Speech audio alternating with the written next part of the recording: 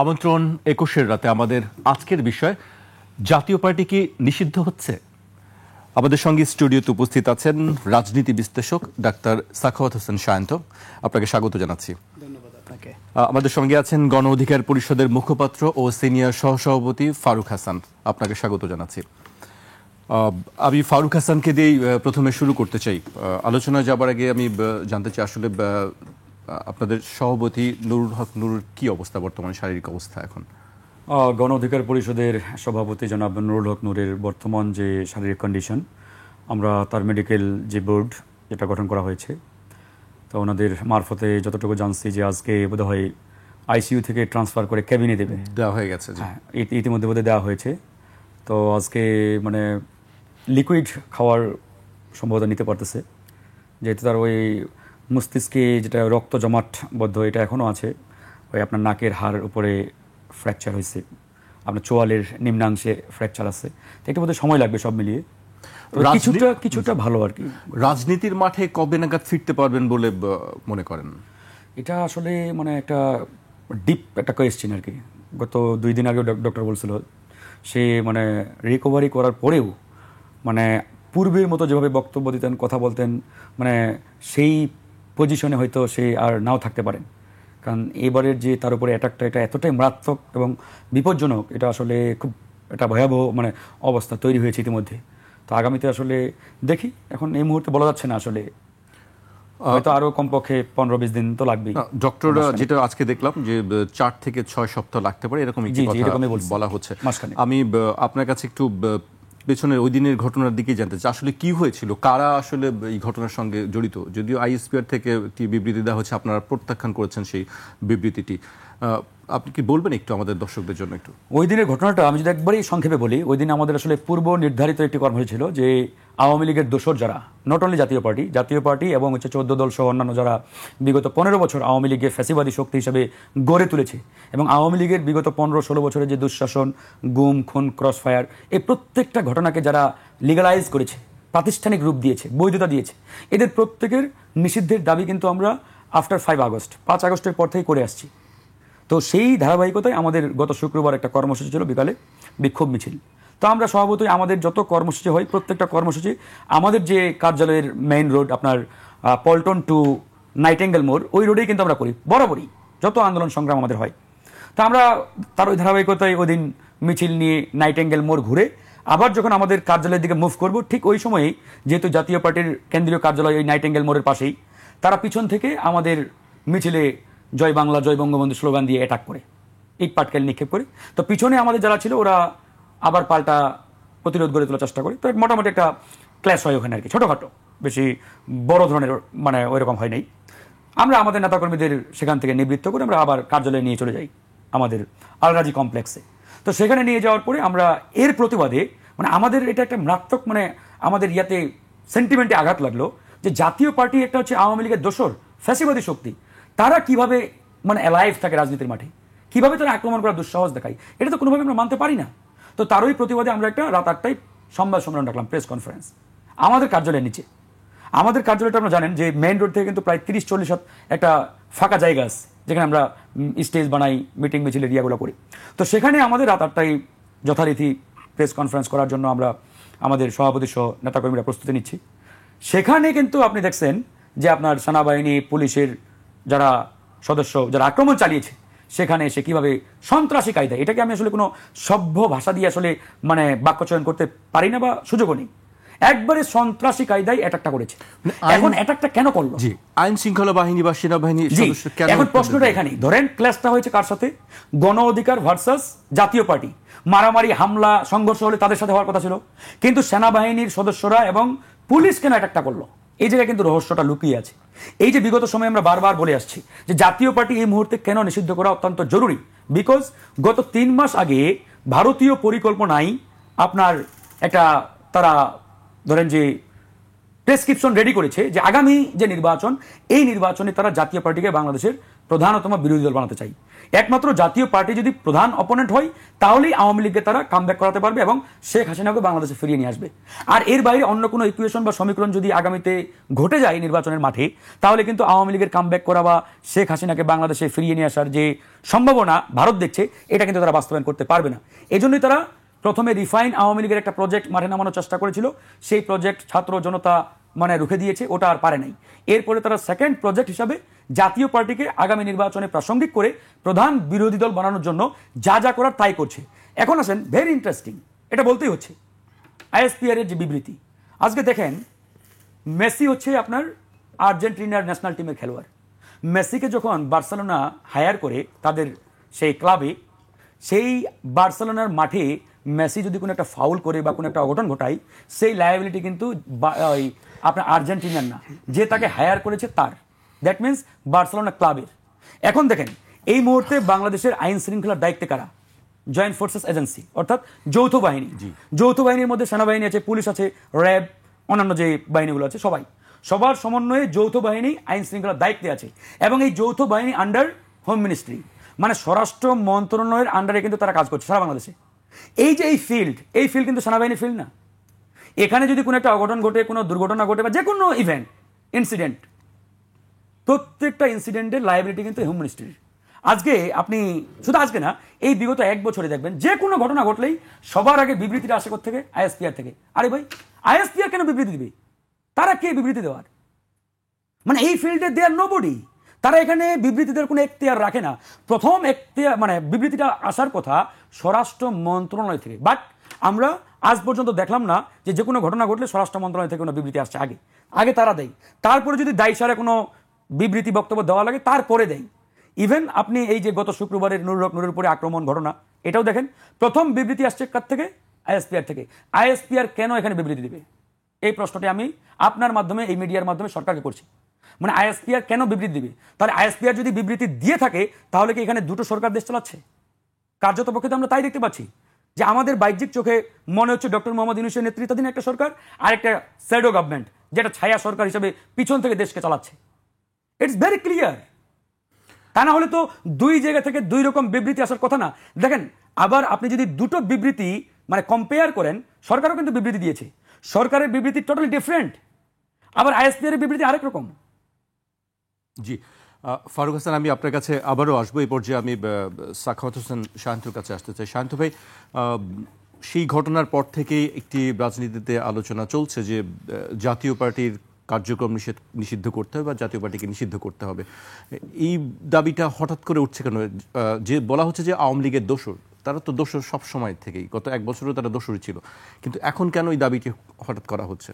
আপনার বক্তব্য জানতে চাই। আপনাকে ধন্যবাদ জানাচ্ছি এবং আলোচনায় ফারুক আছে এবং যারা শুনছেন সবার জন্য শুভেচ্ছা রইল। এবং আলোচনার শুরুতেই আমি শহীদ প্রেসিডেন্ট জিয়াউর রহমান এবং বেগম খালেদা জিয়া, তাদের প্রতি শ্রদ্ধা জানাই, কারণ আজকে বিএনপির 47তম প্রতিষ্ঠা বার্ষিকী এবং বাংলাদেশের রাজনীতির ইতিহাসে বিএনপি এক অনন্য দলে পরিণত হয়েছে।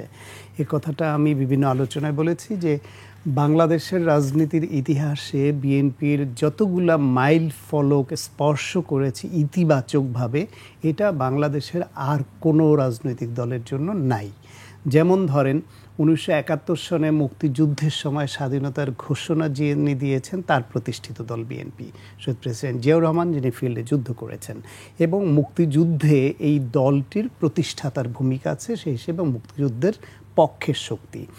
দ্বিতীয় হলো 1975-এর পট পরিবর্তনের পরে বাংলাদেশে বাকশাল বিলুপ্ত হওয়ার পরে বহুদলীয় গণতন্ত্র যে প্রত্যাবর্তন হয়েছে, সেটা এই দলের প্রতিষ্ঠাতা প্রেসিডেন্ট জিয়াউর রহমানের হাত ধরে হয়েছে।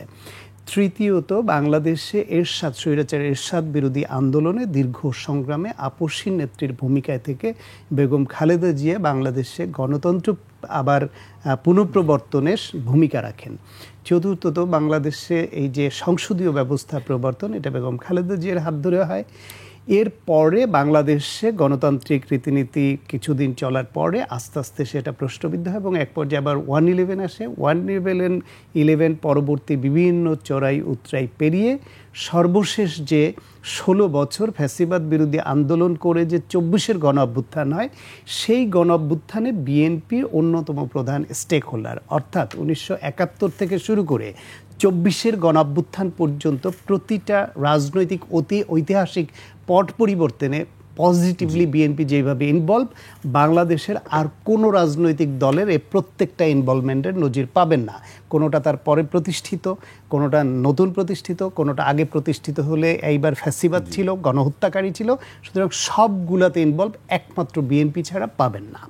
সেই হিসেবে এই দলটির প্রতিষ্ঠা বার্ষিকীতে আমরা প্রত্যাশা করি বাংলাদেশের ভবিষ্যৎ গণতন্ত্র এবং উন্নয়নে এই দলটি ভূমিকা রাখবে। এইবার আসি আপনার যে প্রশ্ন, যে জাতীয় পার্টি নিয়ে হঠাৎ এই প্রশ্নটা সামনে আসলো কেন?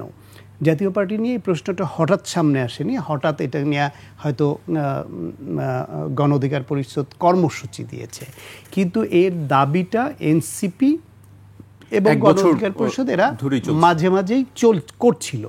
কিন্তু আওয়ামী লীগের বিরুদ্ধে যখন তারা মাঠে নামে আন্দোলনটা করে এবং যমুনার সামনে গিয়ে তারা সরকারকে একরকম বাধ্য করে আওয়ামী লীগের কার্যক্রম নিষিদ্ধ করতে, ঠিক একই সঙ্গে যদি এই জাতীয় পার্টির বিষয়টাকে আওয়ামী লীগ এবং তাদের দোসর, বা আওয়ামী লীগ 14 দল, বা আওয়ামী লীগ এবং ফ্যাসিবাদের দোসর এরকম একসঙ্গে করে হতো, তাহলে তখনই এটা হতে পারত। কিন্তু তখন হয়নি। না হওয়ার ফলে আবার নতুন করে এখন মাঠে নামাতে নানান রকমের ব্যাখ্যা নানানজন দেওয়ার সুযোগ পাচ্ছেন। সেই ক্ষেত্রে অনেকে মনে করছেন যে সামনে যে নির্বাচন, এই নির্বাচন নিয়ে যে সব গোষ্ঠী নির্বাচনের বিরোধিতা কোনো না কোনোভাবে তবে কিন্তু যদি ব্যবহার করে করছে, তারা নির্বাচনকে ব্যাহত করবার জন্য যেই উপাদানগুলো সামনে আনছে, তার মধ্যে একটা হতে পারে এই জাতীয় পার্টিকে নিষিদ্ধ করার বিষয়টি নিয়ে হঠাৎ করে মাঠে নামা। এখন সেই ক্ষেত্রে গণ অধিকার পরিষদ কিন্তু আবার নির্বাচন বানচালের যে প্রক্রিয়া, এই প্রক্রিয়া এইভাবে মাঠে নামার মতো দল না।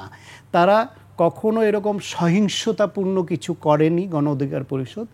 ভিপি নূরের যে অনবদ্য ভূমিকা 2018 সালের কোটা সংস্থার থেকে শুরু করে ফ্যাসিবাদ বিরোধী আন্দোলন পর্যন্ত সব জায়গায় তার যে ত্যাগ এবং ভূমিকা, সেইটা এই পরিস্থিতিতে যে ভিন্ন ব্যাখ্যাটা কেউ দিচ্ছেন এর সঙ্গে ঠিক যায় না। কেউ মনে করছেন গণ অধিকার পরিষদ কি কারো দ্বারা মিসগাইডেড হলো কিনা বা ব্যবহৃত হচ্ছে কিনা এই নির্বাচন প্রশ্নে, কিছু প্রশ্নে, পিআর প্রশ্নে, উচ্চকক্ষের পিআর প্রশ্ন, এই যে জুলাই সনদকে আগে আইনি ভিত্তি দেওয়ার প্রশ্নে যেই সব বক্তব্য আসছে, তার কোনো অংশে ম্যাচ করিয়ে ভিপি নূরকে কোনো গোষ্ঠী বিভ্রান্ত করলো কিনা, তাকে ব্যবহার করলো কিনা, তার দলের সায় কতটা আছে জানি না, কিন্তু তাকে ব্যবহার করলো কিনা, এই আলোচনাটাও সামনে কিন্তু আসছে। কারণ হইল তার ভিপি নূরের বিভিন্ন সময়ের সাম্প্রতিককালের বক্তব্য এবং তাদের দলের আরেক নেতা রাশেদ খানের বক্তব্য এবং দলের অবস্থান, বিএনপির সঙ্গে সম্পর্ক, ইসলামী দলগুলোর সঙ্গে সম্পর্ক, সব মিলিয়ে ঠিক গণ অধিকার পরিষদকে মেলানো যাচ্ছিল না। তাতে করে কারো এই সন্দেহটা কাজ করতে পারে যে ভিপি নূরকে কেউ মিসগাইড করেছে এবং তাদের স্বার্থে ব্যবহার করছিল কিনা। কিন্তু তাদের স্বার্থে ব্যবহার করুক অথবা গণ অধিকার পরিষদ স্বপ্রণোদিত হয়ে নিজেদের উদ্যোগ থেকে এটা করুক, যেভাবেই করুক, ভিপি নূর ফ্যাসিবাদ বিরোধী আন্দোলন, গণতন্ত্র পুনরুদ্ধারের আন্দোলন, কোটা সংস্কার আন্দোলন সহ এত ভূমিকা পালন করেছে এবং বারবার মার খেয়েছে, তারপরও সহিংস হয়নি। সেই রকম একজন নেতাকে এই রকম আন্দোলন দ্বারা নিজেদের প্রতিষ্ঠিত সরকারের সময় আইন শৃঙ্খলা রক্ষাকারী বাহিনীর হাতে বা সেনাবাহিনীর হাতে এইভাবে মার খেতে হবে, এইটা কোনোভাবে মেনে নেওয়া যায় না।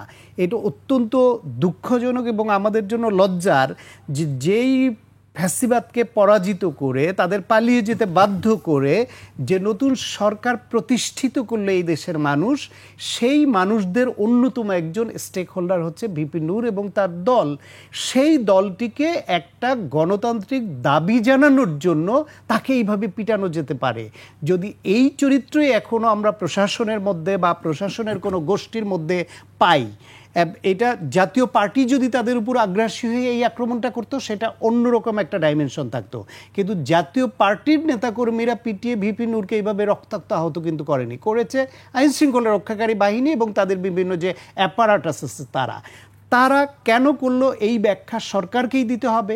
এখানে আইএসপিআরের ওই রকম একটা গদবাদা ব্যাখ্যাই যথেষ্ট না, এটার তদন্ত হওয়া দরকার এবং এর পেছনে কোনো গোষ্ঠী স্বার্থ আছে কিনা, যেটা ফারুক বলছিল যে জাতীয় পার্টিকে পুনরুদ্ধারের কোনো প্রকল্প এটা কিনা, নাকি কোনো কর্নারের কোনো রাগ থেকে এটা করলো, নাকি যে গোষ্ঠী দেশে ভোলাটাইল অবস্থা তৈরি করে নতুন সিচুয়েশন তৈরি করে নির্বাচন বানচাল করে আবার ভিন্ন কোনো গোষ্ঠীর হাতে ক্ষমতা তুলে দিতে চায় এবং আওয়ামী লীগ আবার ফেরত আসুক সেই পরিস্থিতি তৈরি করে যায়, ইন্ডিয়ার আধিপত্য ফেরত আসুক সেই পরিস্থিতি তৈরি করতে চায়, সেই গোষ্ঠী এই আইন শৃঙ্খলা রক্ষাকারী বাহিনীর কোনো সদস্যকে ব্যবহার করে এইরকম প্লট তৈরি করলো কিনা। হয়তো সেখানে গণ অধিকার পরিষদের কোনো হাত নাই, বিপিন নূরের হাত নাই, জাতীয় পার্টিরও এরকম হাত নাই, বা জাতীয় পার্টিকে পুনরুদ্ধারও বা পুনর্বাসনও এখানে বিষয় না, বিষয়টা হচ্ছে নির্বাচন বানচাল করার মতো পরিস্থিতি দেশে তৈরি করা। আমি শেষ করে দিই সংক্ষেপে, দেখবেন আপনি এই ঘটনাকে কেন্দ্র করে গত 2-3 দিন ভার্চুয়াল মিডিয়ায় কী সব গুজবের ভয়াবহ গুজবের সয়লাভ ছিল।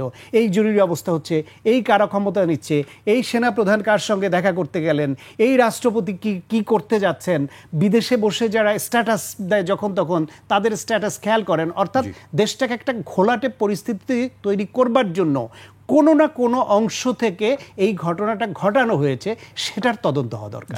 আমি আপনার কাছে আবার আসবো শান্ত ভাই, আমি ফারুক হাসানের কাছে আসতে চাই। শান্ত ভাই বলছিলেন একটি বিষয় যে আসলে গণ অধিকার পরিষদ কি কারোর দ্বারা ব্যবহৃত হচ্ছে কিনা, আর একটি প্রশ্ন যেটি ছিল হচ্ছে যে আপনারা কি জাতীয় পার্টির কার্যক্রম নিষিদ্ধ চান? দুটি প্রশ্ন।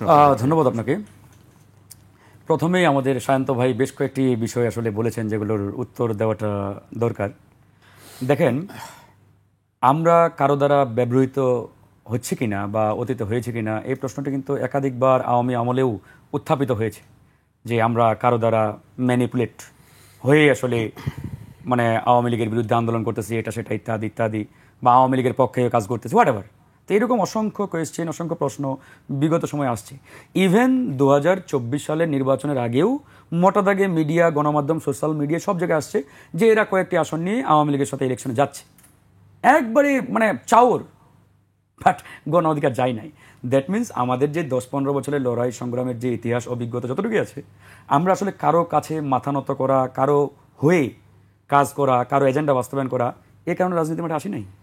সুতরাং ভবিষ্যতে এরকম হবে ওই সম্ভাবনাও নেই। আর এখন তো প্রশ্নই আসে না। এখন বিষয়টি হচ্ছে আমরা যা কিছু করি, যা কিছু করছি, আমরা বুঝে শুনে এবং দীর্ঘমেয়াদী আমাদের পলিটিক্যাল পার্টির যে মিশন ভিশন সেটা বাস্তবায়নের লক্ষ্যে আমরা কাজ করছি। সুতরাং এখানে কোনো ধরনের যদি কিন্তু বাট এ ধরনের কোনো কনফিউশন রাখার কোনো সুযোগ নেই। এখন আসেন জাতীয় পার্টি আমরা নিষিদ্ধ চাই কিনা, আর জাতীয় পার্টি নিষিদ্ধ হঠাৎ কেন এই আওয়াজ, বিষয়টা আসলে এটা হঠাৎ না, এটা শান্ত ভাই বলছে। জাতীয় পার্টি নিষিদ্ধ আমরা কিন্তু 5ই আগস্টের পরে, আমি আগেও বলেছি যে তখন থেকে এই দাবিটা আমরা করে আসছি এবং এটা অনবরত আমরা মিটিং, মিছিল, সভা সমাবেশ বারবার একই সাথে। হ্যাঁ, গত 2-3 দিন। এখন জাতীয় পার্টি কেন নিষিদ্ধ করা দরকার? যেমন ধরেন 3 জন চোর চুরি করতে গেল, তো চুরি করার এক পর্যায়ে 3 জনই ধরা পড়ছে। এখন 3 জনের মধ্যে যিনি সর্দার তাকে আপনি শাস্তি হিসাবে ফাঁসির কাজটা ঝুলালেন, আর বাকি 2 জনকে তার সহযোগী যারা তাদেরকে আপনি পুরস্কৃত করলেন, গোল্ড মেডেল দিলেন। তো বিষয়টা কেমন হয়ে গেল না?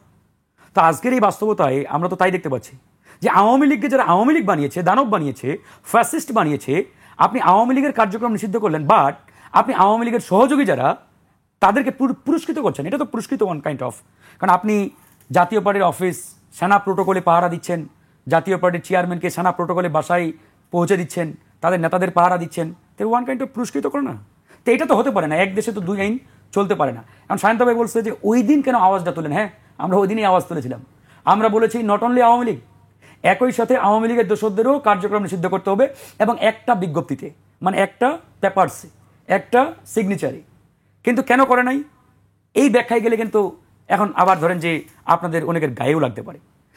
আওয়ামী লীগ নিষিদ্ধের আগে ঠিক একই কায়দায় সরকার কিন্তু পলিটিক্যাল পার্টিগুলোকে ডেকেছিলেন তাদের কনসাল্ট করার জন্য, মতামত নেওয়ার জন্য।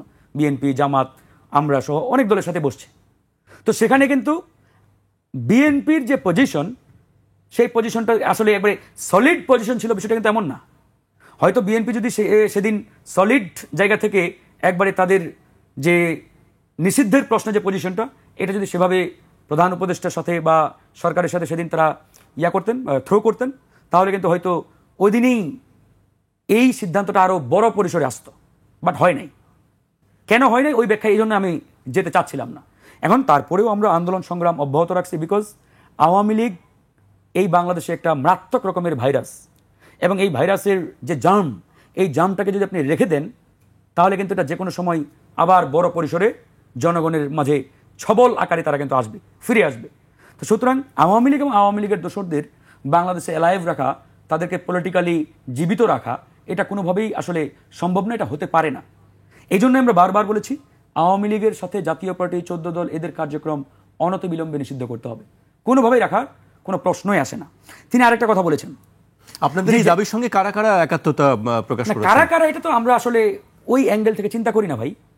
দাবিটা যৌক্তিক কিনা, that is the matter, that is the concern. এখন এখানে ধরেন যে এখানে শুনেন, দাবিটা যেমন আওয়ামী লীগ নিষিদ্ধের ব্যাপারে সবাই একাট্টা ছিল, কিন্তু জাতীয় পার্টির ব্যাপারে কিন্তু সবাই একাট্টা। এটাও আপনার সঠিক বিশ্লেষণ করে আমি জানি না। আওয়ামী লীগ নিষিদ্ধের বিষয়ে সবাই একাট্টা ছিল না। যেমন বিএনপির পজিশনটা প্রথমে আওয়ামী লীগ নিষিদ্ধের বিরুদ্ধে ছিল, তারা কিন্তু এজ এ পলিটিক্যাল পার্টি হিসেবে আওয়ামী লীগের নিষিদ্ধ নির্বাহী আদেশে চায় নাই, স্পষ্ট। যখন জনমত জরিপ দেখলো যে জনমত আওয়ামী লীগের এগনিস্টে, তখন তারা জনমত সেন্টিমেন্টের দিকে তাকিয়ে তারা কিন্তু বাধ্য হয়েছে আওয়ামী লীগ নিষিদ্ধের প্রশ্নে একটা সফট সিদ্ধান্ত নিতে, যে সরকার চাইলে নিষিদ্ধ করতে পারি, এখানে আমাদের কোনো সে নেই। দ্যাট ইজ দ্য কি এটা আসলে সফট একটা পজিশন অবলম্বন করা, সেটা তারা করেছে। তো ঠিক এখনো যদি আমি চিন্তা করি বা বলি আপনাকে, একই পজিশন তারা কিন্তু এখনো হোল্ড করছে জাতীয় পার্টির প্রশ্নে। তো সুতরাং আপনি এটা বলতে পারেন না যে আওয়ামী লীগের প্রশ্নে সবাই একাট্টা ছিল, এখন কেন? নো, অনেকেই ছিল না। এখনো যদি আপনি তাকান, এখনো অনেকেই নেই, হয়তো মুখ দিয়ে বলতে পারে না, বাট ভিতরে ভিতরে চায় না যে জাতীয় পার্টি নিষিদ্ধ হোক, জাতীয় পার্টির কার্যক্রমে নিষেধাজ্ঞা আসুক, ইত্যাদি ইত্যাদি, এগুলো চায় না। তো এখন আসেন, আমাদের সায়ন্ত ভাই যেটা বলেছে যে জাপা নিষিদ্ধের যে আওয়াজ, এই আওয়াজের মাধ্যমে নির্বাচন বিলম্ব করার একটা প্রক্রিয়া বা এরকম একটা ষড়যন্ত্র বা এরকম একটা গন্ধ আছে, ইত্যাদি ইত্যাদি, এরকম আওয়াজ রাজনীতির মাঠেও আছে। যে এই ইস্যুকে কেন্দ্র করে আরো নানান ইস্যু, ধরেন যে ডালপালা মিলে ইতিমধ্যে রাজনীতির মাঠে একটা ঘোলাটে পরিস্থিতি তৈরি করার চেষ্টা কিন্তু করছে, এটা অস্বীকার করার কোনো কারণ নেই। কিন্তু জাতীয় পার্টি নিষিদ্ধের আওয়াজের মাধ্যমে নির্বাচন বিলম্বিত করার একটা কনস্পিরেসি বা ষড়যন্ত্র হচ্ছে, এটা আসলে আমি মানতে নারাজ। এটা এটা এটা কোনোভাবেই এটা বলার অবকাশ নেই এখানে। দেখেন, জাতীয় পার্টি যদি নিষিদ্ধ না হয় তাহলে কি হতে পারে, এরকম চিন্তা বিএনপি যদি আসলে বুঝে না বুঝে যেভাবে হোক যদি করে থাকে তাহলে ভালো, আর যদি না করে থাকে তাহলে আমি বিএনপিকে আহ্বান জানাবো তাদের এটা করা উচিত। বিএনপি যদি মনে করে থাকে যে আগামী নির্বাচন যেভাবে আগাচ্ছে নির্বাচনের দিকে, এই ফর্মুলায়, এই কায়দায়, এই সিস্টেমে যদি নির্বাচন হয়, সেটা ডিসেম্বর বা ফেব্রুয়ারি হোয়াটএভার যখনই হোক, আর তারা ক্ষমতায় এসে ভালোভাবে দেশ চালাবে, এটা কখনোই সম্ভব না। আমরা 2008 সালের নির্বাচনের কথা সবাই জানি। বাহ্যিকভাবে এই নির্বাচনকে ফ্রি অ্যান্ড ফেয়ার নির্বাচন হিসেবে বলা হয়ে থাকে, বাট এই নির্বাচন ফ্রি অ্যান্ড ফেয়ার ছিল না। এই নির্বাচনটি ছিল একটা সফট ইঞ্জিনিয়ারিং ইলেকশন, যেটা কন্ডাক্ট করেছে ইন্ডিয়া থেকে, একবারে পরিষ্কার। এবং কি আশঙ্কা করছেন আবার 100% ভারত 100% 2008 সালের ফর্মুলা বাস্তবায়নের জন্য অলরেডি প্রসিড করছে নিজেদেরকে। সেটি 26 নির্বাচন, ইয়েস অফকোর্স, এই যে ফেব্রুয়ারি এই নির্বাচন, হয়তো তারা বিএনপিকে ওখানে পাওয়ারে নিয়ে আসবে, অপোনেন্ট হিসাবে তারা জাতীয় পার্টিকে বসাতে চায়। জাতীয় পার্টি যদি অপোনেন্ট হয়, প্রধান অপোনেন্ট বা প্রধান বিরোধী দল, আমি আপনাকে আজকের এই টকশোতে একবার স্পষ্ট করে বলে যাচ্ছি, আর ওই নির্বাচন যদি ওই 2008 সালের ওই ইলেকট্রনিক আপনার সফট ইঞ্জিনিয়ারিং ইলেকশনের মতো আরেকটা ইলেকশন হয়ে থাকে, তাহলে বিএনপি 1 বছরও পাওয়ারে থাকে কিনা সন্দেহ, থাকতে দেবে না। কারণ খালেদা জিয়া আপসীন নেত্রী, তিনি যতদিন জীবিত আছেন, অ্যাটলিস্ট ভারতের অশুভ কিংবা অন্যায় কোনো সিদ্ধান্ত বা চাওয়ার কাছে মাথা তিনি নত করবেন না। ধরেন আপনি যখন ইন্ডিয়ার পারপাস সার্ভ করার সেই প্রেসক্রিপশনে পা দিবেন, ইলেকশন হবে, পাওয়ারে আসবেন, ইন্ডিয়া তখন বলবে আমার এটা লাগবে, এটা দাও, বিএনপির নেত্রী বলবে না অসম্ভব, এটা দেশ বিরোধী, তখন এই ক্লাস তৈরি হবে। আর যখন এই ক্লাস তৈরি হবে তখন কি করবে, তাদের মন মতো করে যাকে ইচ্ছা বসাবে, যাকে ইচ্ছা সরাবে, যাকে ইচ্ছা রদবদল করবে, এবং যদি মন মতো ধরেন যে সবকিছু ইকুয়েশন না মিলে যায়, সরাই দেবে, হবে এটা। কারণ 2008 সালে ইন্ডিয়া সেই প্রেসক্রিপশন বাস্তবায়ন করে কার্যত পক্ষে আওয়ামী লীগ একটা পুতুল সরকার বানিয়ে বিগত 15-16 বছর ইন্ডিয়া দেশ চালিয়েছে। আপনি কি বলতে পারবেন এই 15 বছর অ্যাকচুয়ালি আওয়ামী লীগের হাতে কোনো পাওয়ার ছিল? নো, আওয়ামী লীগের হাতে 1% পাওয়ার ছিল। তাহলে কি পুরো পাওয়ারের নাটাই ছিল ইন্ডিয়ার হাতে। তাহলে কি বাংলাদেশের রাজনীতি কি ভারত নিয়ন্ত্রণ করে? আপনি বলছেন যারা ক্ষমতায় আসবে তারাও ভারতের 15 ইয়ার্স ইন্ডিয়া কন্ট্রোল করেছে, সামনে যারা আসবে তাদেরকে কন্ট্রোল এখন করবে। আমরা যদি চাই তাহলে করবে। এখন সিদ্ধান্ত আমাদের নিতে হবে, আমরা কি চাই। আমরা কি আসলে এখানে ইন্ডিয়ার এন্ট্রিটা আবার সেই বড় পরিসরে দিতে চাই কিনা? এখন তো ইন্ডিয়ার যে এন্ট্রি এটা তো একবার সংকুচিত হয়ে আসছে। ইন্ডিয়ার হিজিমনি স্টিল নাও অ্যালাইভ, প্রত্যেকটা প্রতিষ্ঠানে, প্রত্যেকটা অর্গানে, প্রত্যেকটা লেয়ারে। এটা আপনি এত সহজে উচ্ছেদ করতে পারবেন না। আমরা চাইলেও এটা 2-1 বছরে পারবো না। দীর্ঘমেয়াদী একটা লড়াই সংগ্রাম আমাদের কন্টিনিউ করতে হবে ইন্ডিয়ান হিজিমনির বিরুদ্ধে। বিকজ এই ইন্ডিয়ান হিজিমনি যেভাবে বাংলাদেশের প্রত্যেকটা রন্ধ্রে রন্ধ্রে স্টাবলিশ করেছে, এটা অতি অল্প সময়ে আসলে উচ্ছেদ করা সম্ভব না। এখন আমাদের প্রশ্ন, রাজনৈতিক দলগুলোকে সিদ্ধান্ত নিতে হবে আমরা আসলে বড় পরিসরে তাদের এন্ট্রিটা আবার দিতে চাই কিনা। যদি না চাই তাহলে আমাদের সিদ্ধান্তটা হবে এক। আর যদি আমরা চাই, যদি অনলি মানে পাওয়ার পাওয়ার ক্ষমতা ক্ষমতা এরকম একটা চিন্তা করি, তাহলে কিন্তু হবে না। আমি তো এটা বারবার বিএনপিকেও বলেছি, বিএনপি হাইকমান্ডকেও, আরে ভাই আপনারা যদি আরো 2 মাস পরেও ইলেকশন হয় বা 6 মাস পরেও হয়, যে কোনো কায়দায় যে কোনো পরিসরে বিএনপি পাওয়ারে আসবে। বিকজ পাওয়ারে আসার মতো যে সক্ষমতা এটা বিএনপিরই আছে, অন্য কোনো দলের ওই রকম ফিটনেস এখনো তৈরি হয় নাই। কিন্তু আপনারা কেন এত তৈরি করে এই চিন্তাটা করছেন? কেন আপনারা ওই ইলেকট্রনিক কি বলে সফট ইঞ্জিনিয়ারিং মেকানিজমে আপনার পা বাড়াচ্ছেন? ওয়াই? আপনারা তো টিকতে পারবেন না। অনেকেই বলে যে বিএনপি এখন ক্ষমতায় আসলে 250 আসন নিয়ে বা 270-80টা সিট নিয়ে ক্ষমতায় আসবে। আপনি কি এটা মানে অস্বীকার করতে পারবেন? বিএনপি যদি আগামী ডিসেম্বরের নির্বাচনে 200 হাসতে পারে, উনি তো হাসবে স্বাভাবিক, 200 আসন নিয়ে বিএনপি যদি আগামী ডিসেম্বরে ইলেকশন হয় ক্ষমতায় আসে, তাহলে ওরা আগামী 1.5 থেকে 2 বছর দেশ চালানোটা সো মাচ টাফ, অনেক কঠিন হয়ে যাবে। সবচাইতে বেটার যে অপশন সেটা হচ্ছে বিএনপি যদি ধরেন বিলো 200, যে 170 থেকে 80টা আসন নিয়ে পাওয়ারে আসলো, একটা ইনক্লুসিভ গভর্নমেন্ট প্রতিষ্ঠা করলো, প্রত্যেকটা স্টেটকে এখানে অংশ মানে জায়গা দিল, বা তাদের সবাইকে নিয়ে একটা ইনক্লুসিভ গভর্নমেন্ট প্রতিষ্ঠা করে দেশ চালানোর সিদ্ধান্ত নেই, তাহলে তারা স্মুথলি আমি মনে করি পাওয়ারকে হোল্ড করে দেশ চালাতে পারবে। অন্যথায় এটা সো মাচ ডিফিকাল্ট হয়ে যায় ভাই, অনেক কঠিন। আর যে পিআর টিআর সংখ্যানুপাতিক ইত্যাদি কথাগুলো বলছেন ভাই, এগুলো তো আজকের কথা না। পিআর পদ্ধতিটা আমাদের দলের যে প্রতিষ্ঠা লগ্নে 21 দফা কর্মসূচি ছিল, সেই 21 দফার অন্যতম একটা দফা ছিল সংখ্যানুপাতিক নির্বাচন। সুতরাং এটা আমরা হঠাৎ করে বলছি, বিষয়টা এমন না। এবং আপনি যদি আসলে একটু থিঙ্ক করেন, পিআর সিস্টেম বিএনপি নেতারা বলে বাংলাদেশের জনগণ চিনে না, জানি না, এটা কোত্থেকে আসলো, অদ্ভুত। নো, পিআর সিস্টেম কিন্তু বাংলাদেশে এখনো আছে, বিগত সময়ে ছিল, বিভিন্ন ফরম্যাটে পিআর কিন্তু এক্সিস্টিং করে বাংলাদেশে। যেমন ধরেন আমাদের 50টা নারী সংরক্ষিত আসন না, এটা ওয়ান কাইন্ড অফ পিআর এর একটা পদ্ধতি। এটা আপনি কিভাবে নির্ধারণ করেন? ওই সংখ্যানুপাতিক ভোটে ওই আপনার আসনের উপরই তো নির্ভর করে, আপনি যতগুলো আসন পাইলেন ওই অনুযায়ী আপনি নারী আসন পাচ্ছেন। It's absolutely one kind of PR. আবার ধরেন আপনার বাড়ি বরিশাল, দল চাইলে আপনাকে ধানমন্ডির এমপি বানাতে পারে, ওই কুমিল্লার এমপি বানাতে পারে না। দল চাইলে যে কোনো জায়গায় আপনাকে নমিনেশন দিতে পারে, এটা তো পিআর এর একটা পদ্ধতি। তো সুতরাং পিআর নিয়ে আপনাদের অনেক কথা, অনেক ব্যাখ্যা বিশ্লেষণ, চিনি না, জানি না, অদ্ভুত সিস্টেম কোত্থেকে আসলো ভাই, এগুলো না বইলা আপনি বলেন এই মুহূর্তে পিআর আসলে দেশের জন্য কতটুকু পারফেক্ট, কতটুকু প্রয়োজন, কতটুকু আসলে আমাদের জন্য এটা মানে ম্যাচ করি, এটা নিয়ে আমরা আলাপ করতে পারি। আমরাও বলেছি যে লোয়ার হাউজে এই যে প্রায় 23-24 দিন আমরা জাতীয় ঐক্যমত্য কমিশন আলোচনা করলাম, আমরা কিন্তু ওখানে বলেছি যে এই মুহূর্তে আসলে লোয়ার হাউজে বোধহয় পিআর আমাদের খুব একটা প্রয়োজন নেই, আপার হাউজে করেন। আপার হাউজে আমরা একাত্রা এবং আপার হাউজে দিতে হবে। তো মোটা দাগে এখন পর্যন্ত ঐক্যমত্য কমিশনের যে সিদ্ধান্ত সেটা কিন্তু আপার হাউজে রয়েছে। হয়তো 2-1টা দল তাদের দলীয় জায়গা থেকে তারা চাচ্ছে, আরে ভাই চাইতে পারে না। বিএনপি যে দ্বিকক্ষ বিশিষ্ট পার্লামেন্টের কথা বলছে, এটা তো বিএনপির 31 দফাতে আছে, এটা 2 বছর আগেই তারা সেট করেছে। এখন কোনো দল তো ওই আমাদের মিটিংয়েই বলেছে যে আমরা দ্বিকক্ষ এগুলো বুঝি না, এগুলো দেশের রাষ্ট্রের টাকা অপচয়, অর্থ অপচয়, এটা এই ছোট দেশে কোনো প্রয়োজন নেই। তাহলে আপনি মানে কেন এটা নিয়ে আসছেন? জি, আমাকে এই পর্যায়ে একটা বিরতিতে যেতে হচ্ছে ফারুক, আমি আপনার কাছে আবারও আসবো। জি দর্শক, একটি বিরতি নিচ্ছি, বিরতির পর আবারও ফিরবে 21 রাতে, আমাদের সঙ্গেই থাকুন।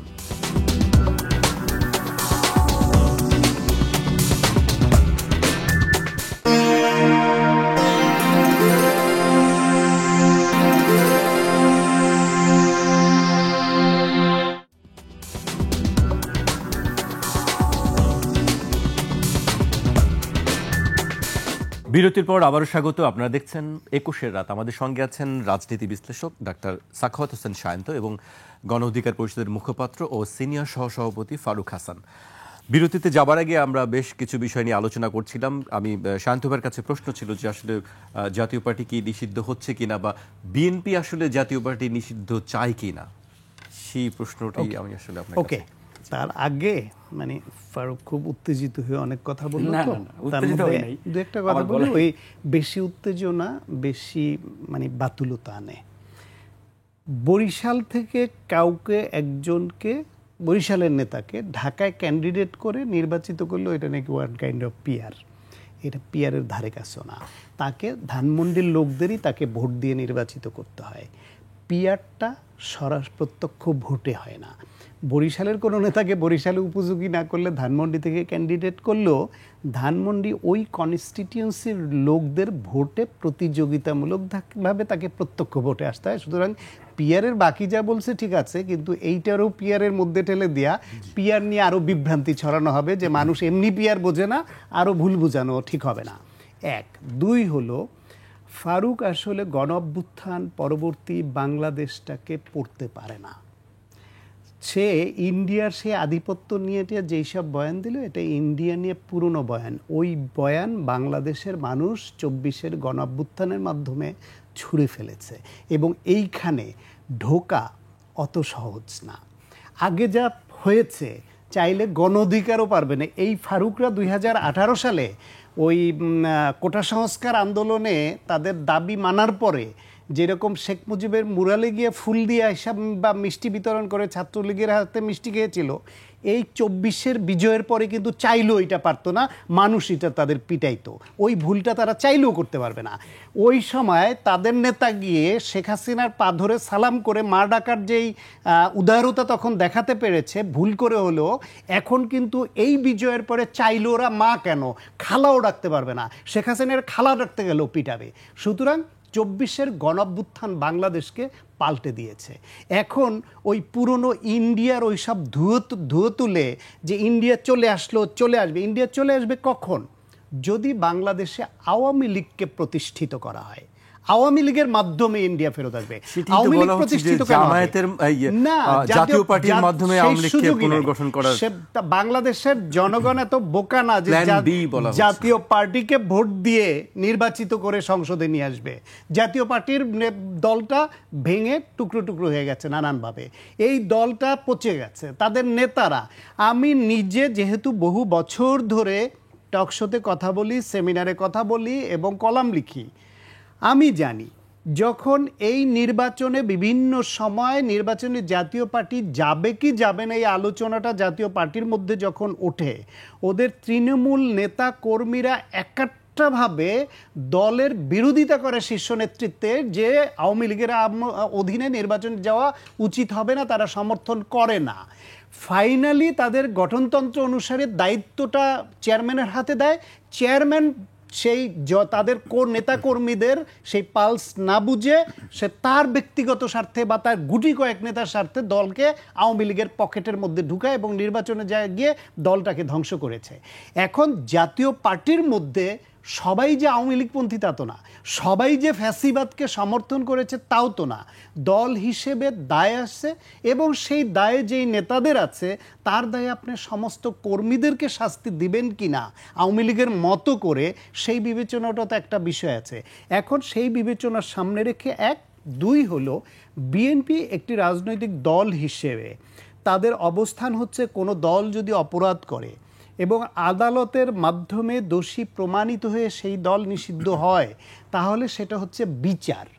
আর যদি একটা সরকার কোনো রাজনৈতিক গোষ্ঠীর চাপে নির্বাহী আদেশে কোনো দলকে নিষিদ্ধ করে, তাহলে সেটা প্রশ্নবিদ্ধ হতে পারে। আওয়ামী লীগ আজকে পতিত ফ্যাসিবাদ বলে এই মুহূর্তে অনেকে এটা প্রশ্ন করছে না। দুদিন পর এই গণ অধিকার পরিষদকেও যদি কেউ মনে করে যে সাফাদির সঙ্গে মিটিং করেছে এটা সত্য, এরা দেশ বিরোধী, এদের নিষিদ্ধ করতে হবে, কেউ একজন প্রেশার দিল নিষিদ্ধ করে, আমরা সেটাও মানব না। অথবা অন্য কোনো দলের বেলায় বলল রাজনৈতিক দলকে নির্বাহী আদেশে নিষিদ্ধের প্র্যাকটিস শুরু হলে সেটা ভবিষ্যৎ বাংলাদেশে যে কারোর জন্য বুমেরাং হতে পারে। এইটা যথাযথ প্রক্রিয়া বিএনপি মনে করে না।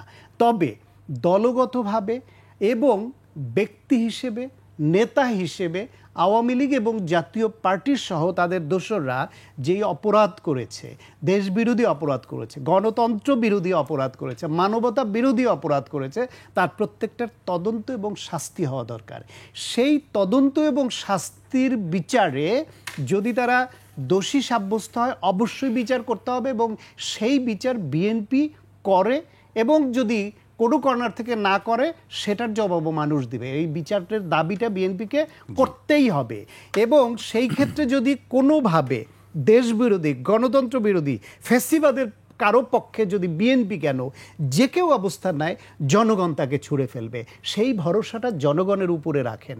আর নির্বাচন, আপনি বিএনপি কি নির্বাচন এইবার আসতেছে, সেই নির্বাচনে বিএনপি কি ইন্ডিয়া ক্ষমতায় আনবে, এই রকম কথা যদি বাংলাদেশে বসে এখন আমরা বলি যে বাংলাদেশে ভবিষ্যতে ইন্ডিয়া ক্ষমতায় আনবে এবং ইন্ডিয়া সরিয়ে দিবে, তাহলে গণ অভ্যুত্থানকে অপমান করা হয়। বাংলাদেশে ইন্ডিয়ার ওই ক্ষমতা জনগণ ছুঁড়ে ফেলেছে 24 আগস্টে, এবং সেটা ফিরে আসার কোনো সম্ভাবনা আপাতত নাই। ভবিষ্যতে যদি কেউ তাদের কাছে আবার বাংলাদেশকে বর্গা দিতে চায়, সেটা তাদের হিস্সা। জি, শান্ত ভাই আপনার কাছে আবারও আসবো। আমি ফারুক হাসানের কাছে আসতে চাই এই পর্যায়ে। আপনি নিশ্চয়ই শুনেছেন তার বক্তব্য, এবং আরেকটি বিষয় বলছেন যে মোসাদের একটি প্রসঙ্গ উনি আবারও তুললেন। এই মোসাদের বিষয়টি কি আসলে একটু বলবেন কি? যাক, আমি ডেড ইস্যু নিয়ে আসলে কথা বলতে চাই না। প্রথমত হচ্ছে, এই বিপ্লব পরবর্তী বাংলাদেশে এখনো যারা বসে আওয়ামী লীগ একটা পলিটিক্যাল পার্টি হিসেবে ট্রিট করে এবং দেখে, তারাই আসলে এই গণঅভ্যুত্থানের যে স্পিরিট, এই স্পিরিটের সাথে এক প্রকারের প্রতারণা করছে, এই স্পিরিটকে ধোঁকা দিচ্ছে, বেইমানি করছে। কারণ দেখেন, একটা পলিটিক্যাল পার্টির যে ক্যারেক্টারিস্টিক্স বা যে বৈশিষ্ট্য থাকা দরকার, বিগত 15 বছরে আওয়ামী লীগের মধ্যে ওই বৈশিষ্ট্যগুলো বিদ্যমান ছিল কিনা? ছিল না। প্রশ্ন একবার ক্লিয়ার, উত্তরও ক্লিয়ার, যে একটা রাজনৈতিক দলের যে বৈশিষ্ট্যগুলো থাকা দরকার, তার একটা বৈশিষ্ট্যও আওয়ামী লীগ বিগত 15 বছর ক্যারি করে নাই। দ্যাট মিনস আওয়ামী লীগ কোনো পলিটিক্যাল পার্টির কাতারে পড়ে না। সেটা ছিল একটা ফ্যাসিবাদী, একটা উগ্রবাদী সংগঠন বলতে পারেন আপনি, সর্বোচ্চ ফ্যাসিবাদী উগ্রবাদী সংগঠন, অর্গানাইজেশন, নাথিং এলস। এখন আপনি বিপ্লব পরবর্তী বাংলাদেশে এসে বলছেন কি, যে আওয়ামী লীগ একটি রাজনৈতিক দল, আর আমরা এই রাজনৈতিক দলকে নির্বাহী আদেশে নিষিদ্ধ করতে চাই না, বা এই সিদ্ধান্তের বিরুদ্ধে এটা আমরা হোক, এটা চাই না। What is this? তার মানে আপনি এই যে 1400 মানুষ জীবন দিয়ে যে নতুন বাংলাদেশ বিনির্মাণ করলো, এই 1400 মানুষের রক্তের সাথে এক প্রকার প্রতারণা করছেন।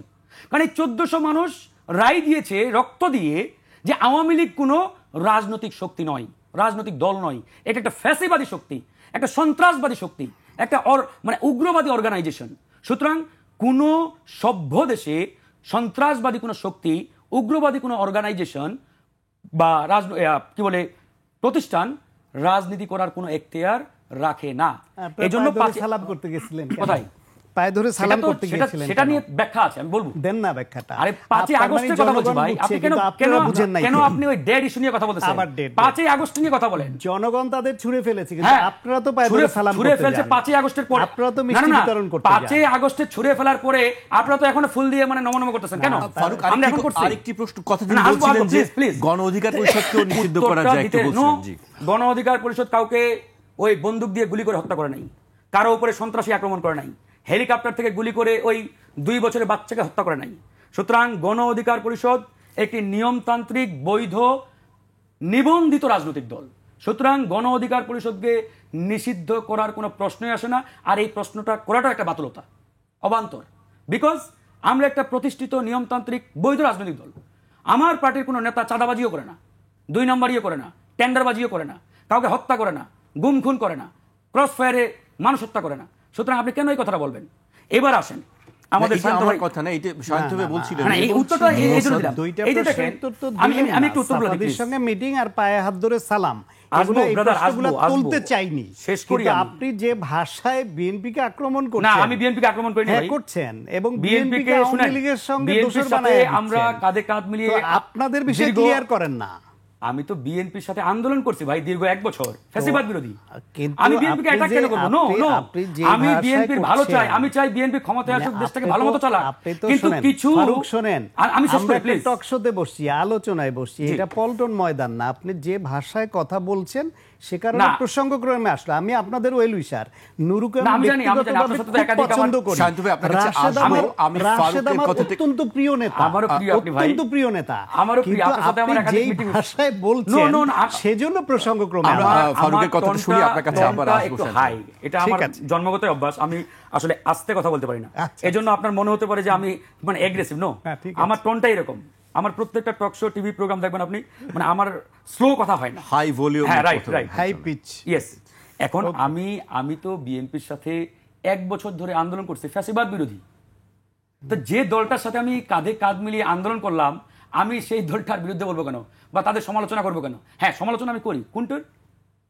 নিয়মতান্ত্রিক এবং যৌক্তিক সমালোচনা করবে। আমরা চাই, আমি প্রথমে একটা কথা বলেছি যে যে কোনো কায়দায় যে কোনো ফরম্যাটে যখনই ইলেকশন হোক, সেটা ডিসেম্বরে হোক, ফেব্রুয়ারিতে হোক বা এপ্রিলে হোক, হোয়াট এভার, বিএনপি ক্ষমতায় আসবে। বিকজ ক্ষমতায় আসার মতো যে ফিটনেস, যে ক্যাপাসিটি দরকার, আপনি যদি ক্রাইটেরিয়া করেন, তালিকা করেন, 1 নম্বরে বিএনপি থাকবে নিঃসন্দেহে। তো ওরাই তো মানে অগ্রাধিকারের ভিত্তিতে আগেই থাকে নাকি? এখন প্রশ্নটা হচ্ছে, আমি যেটা বলতেছি যে বিএনপি ক্ষমতায় আসুক, দেশটাকে ভালোভাবে চালাক, রান করুক, সবাইকে নিয়ে একটা ইনক্লুসিভ সরকার প্রতিষ্ঠা করে দেশটাকে ভালোভাবে মানে পুনর্গঠন করুক, এটা আমরা চাই।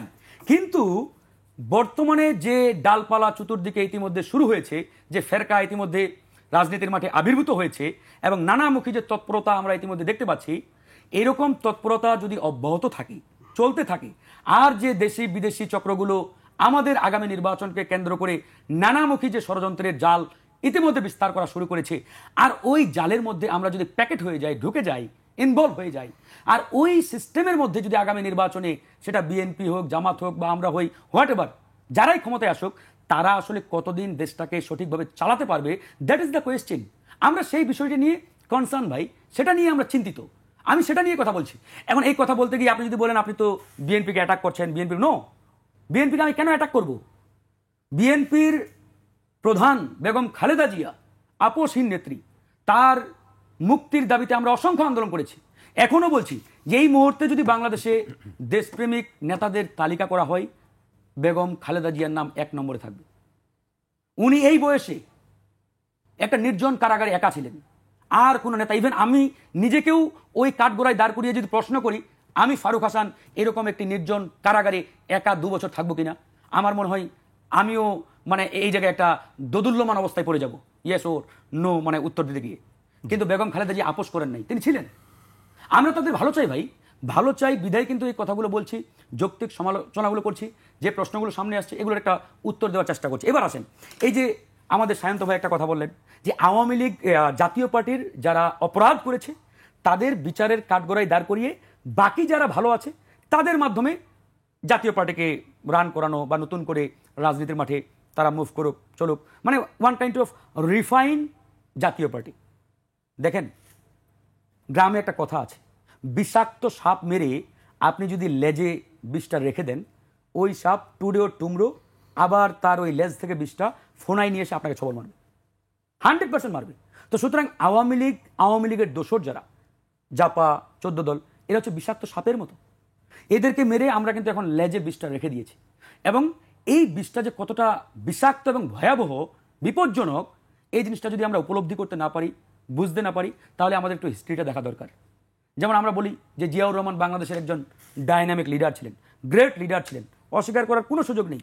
আমি মাঝে মাঝে বলি যে জিয়াউর রহমানের যদি রাজনৈতিক কোনো ভুল সিদ্ধান্ত হয়ে থাকে বা নিয়ে থাকেন তিনি, সেটা হচ্ছে হাসিনাকে কামব্যাক করে রাজনীতিতে মানে পুনর্বাসন করা, রাজনীতি করার সুযোগ তৈরি করে দেওয়া। এটা ছিল ওনার একটা রাজনৈতিক ভুল। আর ওই কারণেই আজকের এই 14, 15, 16 বছরের যে দুঃশাসন, ফ্যাসিবাদী যে দুঃশাসন আওয়ামী লীগ কায়েম করেছে, এটা ওই জায়গা থেকে আসছে।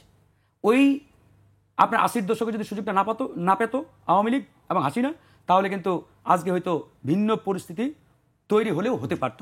এই কথাগুলো এই জন্য বারবার বলছি।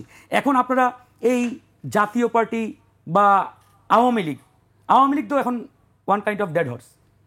যেহেতু ওদের কার্যক্রম নিষিদ্ধ হয়েছে। এখন জাতীয় পার্টিকে নিয়ে আপনারা কেন নমনীয় হচ্ছেন? কেন আপনারা এই জিনিসটা ফিল করছেন না, মনে করছেন না যে আওয়ামী লীগ বাংলাদেশ থেকে বিতাড়িত হয়েছে, আওয়ামী লীগের নেতারা পালিয়ে গেছে, কিন্তু আওয়ামী লীগের যে একটা নির্দিষ্ট ভোট ব্যাংক, এই ভোট ব্যাংক কি আপনি উচ্ছেদ করেছেন? ধরেন এটা ধরে নিলাম আমি বিলো 10%, হোয়াট এভার, বেশি হতে পারে, কম হতে পারে, আছে তো একটা ভোট ব্যাংক নাকি? জি, আমি সেই বিষয়ে আসতে ওয়ান মিনিট, এই ভোট ব্যাংক তো দেশ ছেড়ে পালিয়ে যায় নাই। এখন ধরেন আপনি রিফাইন্ড জাপাকে রাজনীতিতে অ্যালাইভ করলেন, আগামী নির্বাচনে তাদেরকে সুযোগ দিলেন। এখন আওয়ামী লীগের যে ভোট ব্যাংকটা আছে সেটা যত পার্সেন্টই হোক, এই ভোট ব্যাংকটা কার পকেটে যাবে? বিএনপির, জামাতের, নাকি জাতীয় পার্টির? নিশ্চয়ই জাতীয় পার্টি, নিশ্চয়ই জাতীয় পার্টির পকেটে যাবে। আর ওই আওয়ামী লীগের ভোট ব্যাংক যদি জাতীয় পার্টির পকেটে যায়, আর জাতীয় পার্টি যদি প্রধান বিরোধী দল হয়, আপনি আওয়ামী লীগের পুনর্বাসন ঠেকাতে পারবেন এখানে?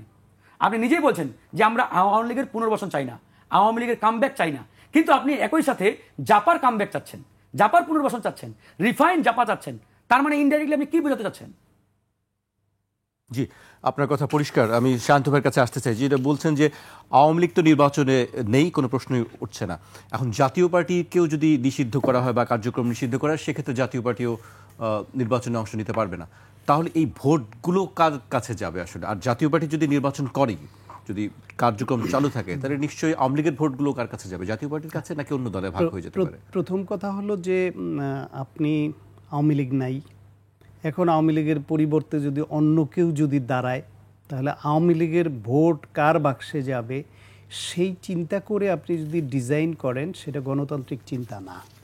গণতান্ত্রিক চিন্তায় আপনাকে একটা সুষ্ঠু ভোট দিতে হবে এবং সেই ভোটে মানুষকে তার পছন্দের প্রার্থীকে ভোট দেওয়ার সুযোগ দিতে হবে।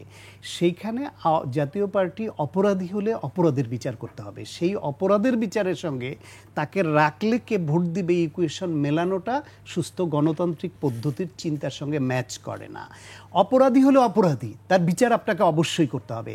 আর যদি অপরাধী না হয়, তাহলে শুধু তাকে রাখলে অন্য কেউ ভোট দিবে এবং আপনার ভোটের ইকুয়েশনে কি হবে সেই চিন্তা মাথায় রেখে আপনি যদি ডিজাইন করেন, তাহলে এটা ভোটকে ম্যানিপুলেট করে। এটা সুষ্ঠু, গ্রহণযোগ্য, প্রত্যেক মানুষকে তার পছন্দের প্রার্থীকে ভোট দেওয়ার যে স্পিরিট, সেটার সঙ্গে যায় না।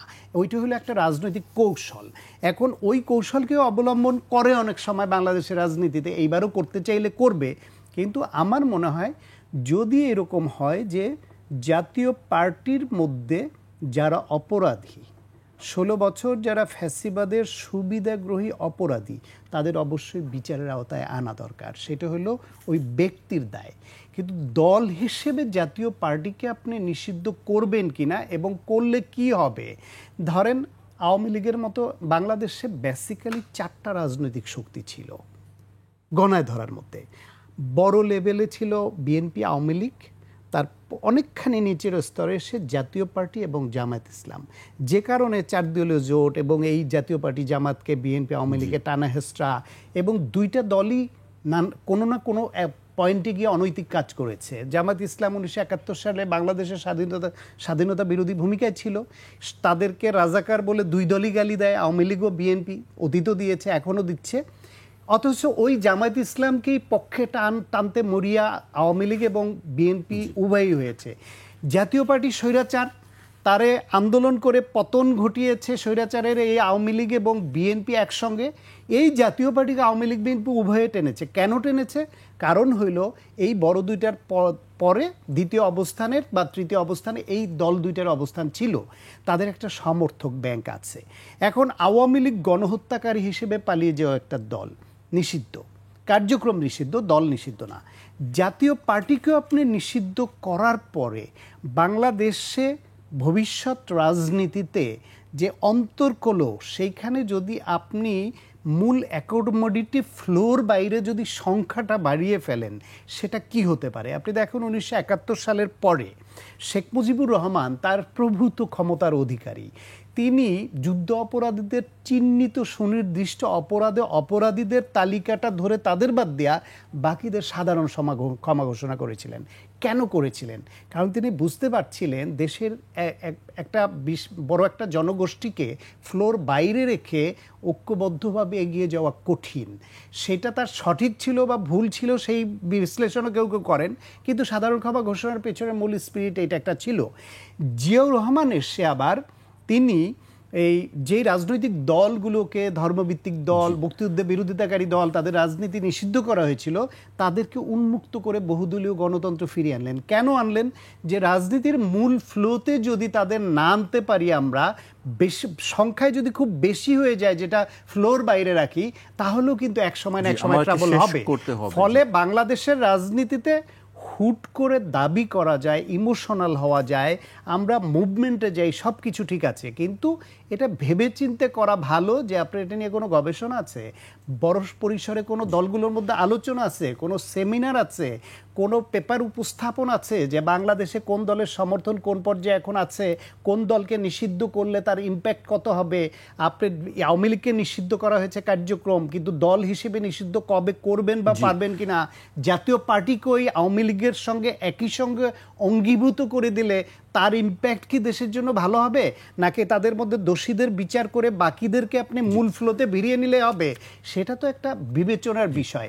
নিতেও বলছি না, কিন্তু একবার আপনি হুট করে মাঠে নেমে পড়লেন, হাইপ তুলে দিলেন, এবং ওই সুযোগে আওয়ামী লীগের দোসররা মাঠে নেমে এনার্কি তৈরি করলো, তখন কে কার সঙ্গে দেখা করলো, কে কোথায় গেল, এবং নির্বাচন হওয়ার কথা, গণতান্ত্রিক পথে উত্তরণই বাধাগ্রস্ত হলো। সেই হটকারিতায় যেন আমরা না, আমরা আসলে এখানেও দেখলাম যে আসলে জাতীয় পার্টির রাজনীতি নিষিদ্ধ হবে কি হবে না সেটা নিয়ে একটা মতভিন্নতা দেখলাম কাজ করছে। রাজনৈতিক দলগুলোর মধ্যে এই মতভিন্নতা থাকবেই, আসলে সময় বলে দেবে আসলে জাতীয় পার্টির রাজনীতি নিষিদ্ধ হবে কি হবে না, বা তাদের কার্যক্রম চলবে কি চলবে না। আপনাদেরকে অনেক ধন্যবাদ আমাদেরকে সময় দেওয়ার জন্য। ধন্যবাদ। দর্শক, আজ এখানেই শেষ করছি। কাল আবার দেখা হবে রাত 12টায়। আপনারা সবাই সুস্থ থাকুন, নিরাপদে থাকুন, আর 21-এর সঙ্গে থাকুন।